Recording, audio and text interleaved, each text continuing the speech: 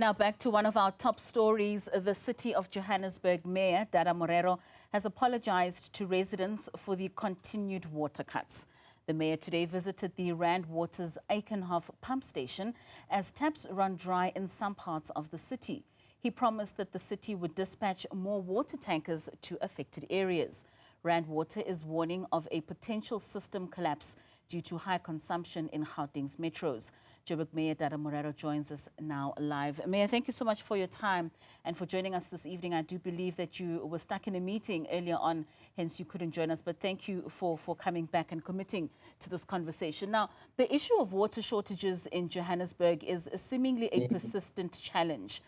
From your own assessments, I mean, you've highlighted issues such as a growing population, aging infrastructure, power outages, and of course this heat wave that has now caused more than usual consumption of water. What would you say are the main challenges that the city is facing with regards to supplying water as well as that of good quality? Thanks, Katleho, and good evening, and evening to your listeners and your viewers. Perhaps let me indicate firstly on the current situation, which was as a result of a power failure in two pump stations, one in Eikenhof and one in Mfuleni. So as a result of that, we're experiencing water shortages because the Rand Water system could not be able to pump water into our systems. So that contributed to the problem. We're able to bring back the systems by yesterday at 6 o'clock. Both systems are now running. And now we are at the point where we're trying to pump to get water to the correct level so that water can then be distributed from our reservoirs. So that's what we're doing currently. We've seen just a few areas are now beginning to get water supply. And from the work that we are doing with the engineers and the technicians, we are hopeful that within a 7-day period, all areas affected will be back to normal.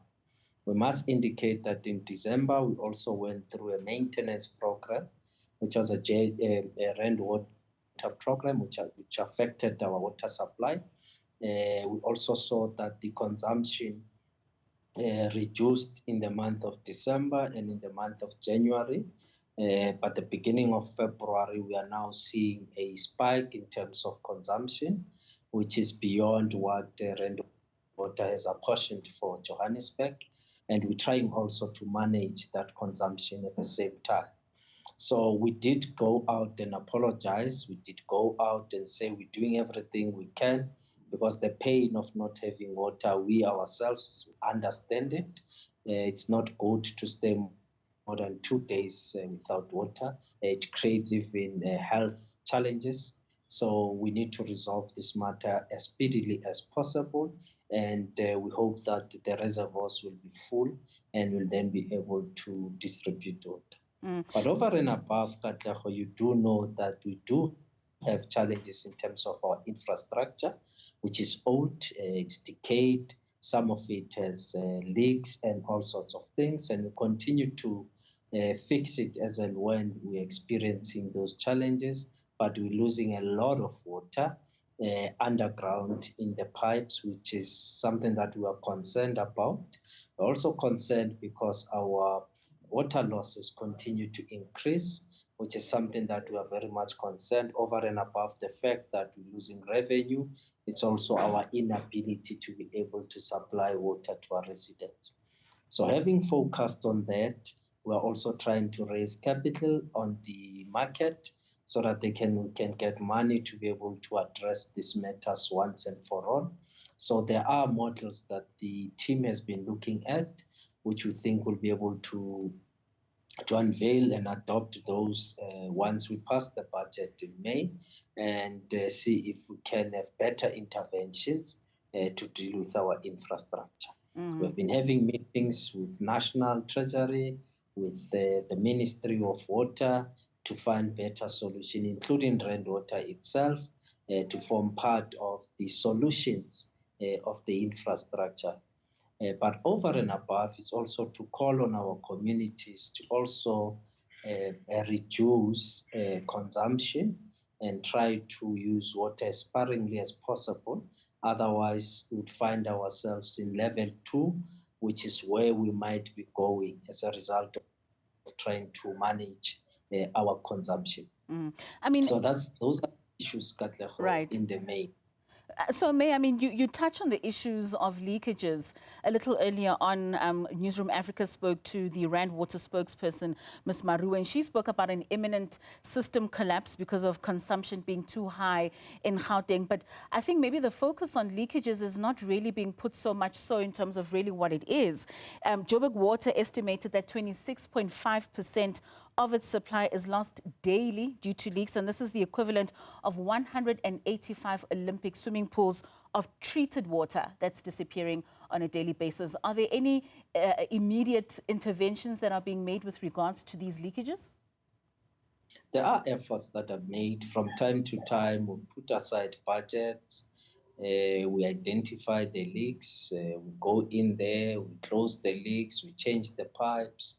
In some areas, we find that the pipes are the old type asbestos pipes, which means we have to now replace the whole, probably kilometers and kilometers of piping, which becomes more expensive, and we've tried to do it bit by bit where we can, so that we replace it with the current PVC type of pipes. So there's work that we continuously do to try and mitigate against the loss of water, but we need more money, we need more resources, we need more support, even from a technical point of view, so that we can be able to resolve once and for all the water challenges. But the AG also commented that, in fact, the infrastructure is under strain as a result of unplanned growth.